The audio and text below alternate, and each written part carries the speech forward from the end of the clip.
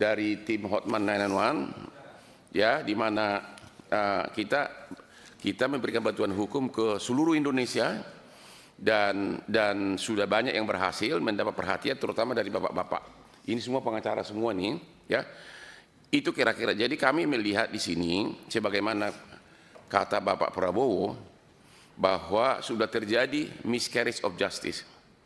Yang kedua, kata Bapak Prabowo juga, yang kayaknya dia lebih pintar dari jaksa atau dari polisi, bahwa pidana itu tidak boleh ragu-ragu, tidak boleh reasonable doubt, harus total beyond reasonable doubt. Ini tidak ada saksi, dan pelakunya yang dituduh membunuh dalam keadaan pingsan ditemukan tidak jauh dari mayat. Kalau memang dia pelakunya, harusnya dia sudah kabur.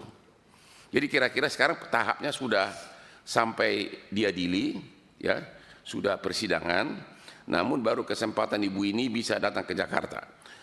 Mohon izin kalau bisa agar ibunya langsung bisa mencari, silakan bantuin. Ya, kami persilakan. Ya. Ibu dari pembunuhan di Lampung, di Lombok. Assalamualaikum warahmatullahi wabarakatuh, Pak. Saya ibunya Radit Ardiansa, yang anak saya kuliah di Undram Mataram, Pak. Saya berasal dari Sumbawa. Anak saya menuntut ilmu di Mataram, Pak. Dia anak dari SD sampai kuliah, dia pintar dan dia masuk kelas internasional dengan IPK 4, Pak. Dia ingin menjadi anak yang sukses dan dia berjanji kepada saya pengen sukses, dia datang kuliah, Pak. Dia dapat beasiswa, dengan biaya itu dia bisa membeli peralatan kuliahnya, Pak, karena saya orang tidak mampu. Tapi tiba-tiba di tanggal 26 saya menelpon anak saya, 26 Agustus saya menelpon anak saya, HP anak saya tidak aktif, Pak, sampai tengah malam saya berusaha menelpon, tidak aktif, Pak. Selesai saya sholat subuh, ada orang yang menggedor pintu memberitahu bahwa ada anak saya lagi dibegal katanya, Pak. Makanya saya dari tanggal 28 Agustus saya berangkat ke Mataram, Pak, menemui anak saya di rumah sakit Provinsi Mataram, Pak. Sampai saat ini saya tidak pernah pulang ke Sumbawa, Pak, tetap menemani anak saya. Tapi di malam itu, pas tanggal 19 malam, bulan 9 September, Pak Kanit datang bersama rekan-rekannya, membawa anak saya dan berkata anak saya akan dilindungi, katanya, Pak. Kenapa dilindungi, kenapa harus anak saya dibawa? Saya bilang, ya saya mau bawa ke KLU, Bu. Dibilang, akhirnya saya bilang kalau memang begitu anak saya diamankan, Pak, saya ingin ikut, saya gitu harus ikut temani anak saya. Setelah perjalanan ke KLU, Pak, anak saya dikatakan, Radit mengaku sudah mamamu. Saya bilang, disuruh mengaku anak saya, Pak, kalau anak saya telah melakukan pembunuhan, Pak. Tapi saya bilang sama anak saya, jangan bilang apa-apa, anak kamu betul kamu melakukan itu. Saya bilang, anak saya gak bentar, Pak, bersumpah di Allah, Mama. Dia bilang, saya berani bersumpah atas nama Allah. Dia bilang, sekarang dicabut nyawa saya sama Allah kalau saya melakukan, katanya Radit, Pak.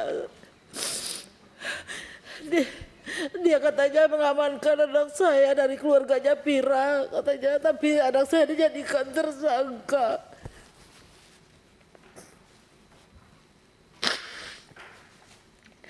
Keesokan harinya, apa, di sana di BAP anak saya dan saya disuruh ke dalam bersembunyi supaya jangan saya melihat anak saya yang lagi dibergol dan memakai baju yang oranye, Pak. Anak saya tidak didampingi pengacara. Anak saya malam itu tidak ada satupun pengacara yang mendampingi anak saya. Saya minta tolong tapi tidak ada yang datang membantu anak saya, Pak. Besoknya baru pengacaranya datang mendampingi anak saya, tapi dengan alasan minta pengurangan. Dia bilang, pengurangan apa? Saya bilang begitu. Sampai detik ini saya seorang ibu, batin saya mengatakan anak saya tidak pernah, tidak bisa melakukan hal-hal seperti itu sampai detik ini. Karena Radit ini dari kecil, dari SD belum pernah ada guru yang mengasih saya laporan kalau Radit pernah ada masalah sama temannya sampai SMA, Pak. Belum ada. Radit ini anaknya sangat patuh. Radit sudah menyampaikan ciri-ciri pelaku. Radit sudah menyampaikan ciri-ciri pelakunya, Pak. Kenapa mereka itu tidak berusaha untuk sketsa wajahnya?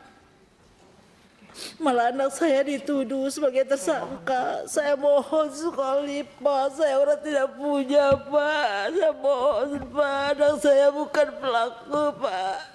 Sampai detik ini batin saya mengatakan Radit bukan pelaku, Pak. Saya ada punya biaya untuk kuliahkan anak saya, pingin sukses anak saya, Pak. Tapi dinyatakan anak saya tersangka. Saya berjanji ke Radit, mama tidak akan pulang bahwa mama tetap berada di tembok penjara atau dimanapun kamu berada. Saya bilang, saya tetap menemani kamu. Yang penting kamu harus tetap kuat hadapi ini. Saya bilang, saya mohon, Pak, saya mohon sekali, Pak.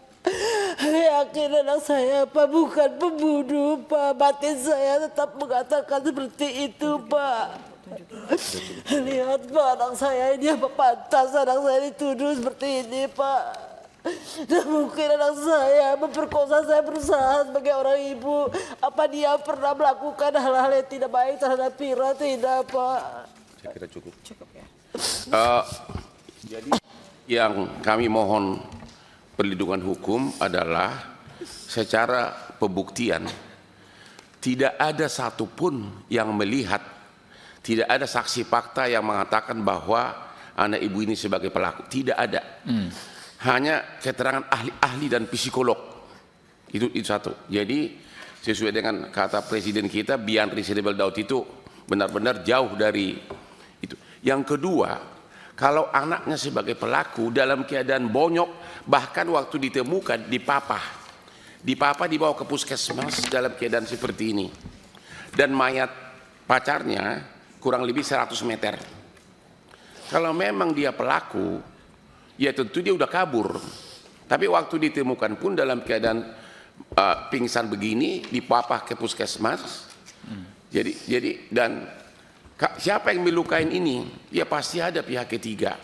Dan nggak mungkin tuduhan bahwa seolah-olah ini perlawanan dari si korban.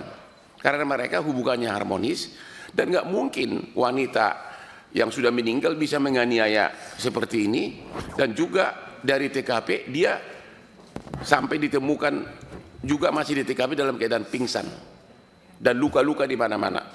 Jadi yang kami mohon agar Komisi 3 berkenan memanggil JPU-nya dan penyidiknya. Hukum pembuktian apa yang dipakai? Ya, hukum pembuktian apa yang dipakai? Yang jelas dua alat bukti melihat kejadian tidak ada, sama sekali tidak ada. Ya, ditemukan dalam keadaan sudah pingsan dan pacarnya 100 meter. Kira-kira, dan sekarang proses persidangan sudah berjalan. Ya, udah tahap apa sekarang? Masih dalam tahap pledoi. Ya, jadi kami memohon agar Bapak berkenan memanggil JPU-nya. Apa dasarnya mendakwa orang yang pingsan begini dituduh membunuh pacarnya? Bukti apa yang dia pakai? Kira-kira begitu. Jelajahi cara baru mendapatkan informasi. Download Metro TV Extend sekarang.